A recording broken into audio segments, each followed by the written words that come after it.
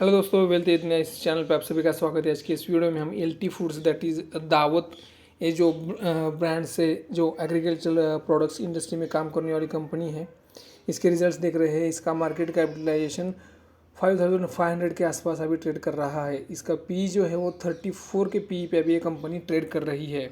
तो चलिए देखते हैं एलटी फूड्स दैट इज़ दावत के रिजल्ट्स। ये सभी फिगर जो है वो लाख रुपीज़ में है, तो हम उसको करोड़ में कन्वर्ट करेंगे। और ये कंसोलिडेटेड और स्टैंडअलोन दोनों एक ही जगह पे दिए हैं, इसलिए आप इसको पढ़ नहीं पाएंगे, इसलिए मैं आपके लिए थोड़ा सा ही जूम कर रहा हूँ। और ये सभी जो है हम कंसोलिडेटेड रिजल्ट्स देख रहे हैं यहाँ पे। तो चलिए इसको रिजल्ट्स देखते हैं। अगर हम इसका रिजल्ट्स देखें, जैसे मैंने आपको बताया लाख रुपीज़ में है, तो हम उसको करोड़ में कन्वर्ट कर रहे हैं।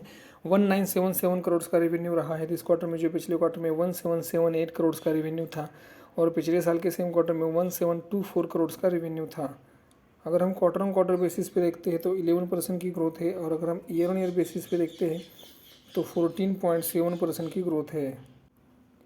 अगर हम एक्सपेंसेस देख रहे हैं तो 1792 करोड़ के एक्सपेंसेस रहे हैं इस क्वार्टर में, जो पिछले क्वार्टर में 1621 करोड़ के एक्सपेंसेस थे, और पिछले साल के सेम क्वार्टर में 1601 करोड़ के एक्सपेंसेस थे।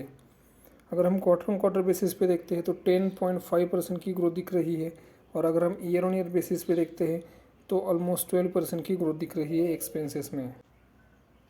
अगर हम नेट प्रॉफिट की बात करें तो 157 करोड़ का नेट प्रॉफिट रहा है इस क्वार्टर में, जो पिछले क्वार्टर में 137 करोड़ था, और पिछले साल के सेम क्वार्टर में 95 करोड़ था।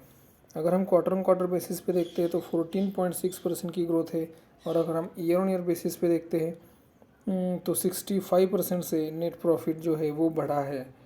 बहुत ही बम्पर ग्रोथ दी है दावत ने, ऐसा मुझे लगता है। आपको ये रिजल्ट्स कैसे लगते हैं आप मुझे कमेंट सेक्शन में ज़रूर बताइए, और अभी तक आपने अगर चैनल को सब्सक्राइब नहीं किया है तो चैनल को सब्सक्राइब करना मत भूलिए। जय हिंद।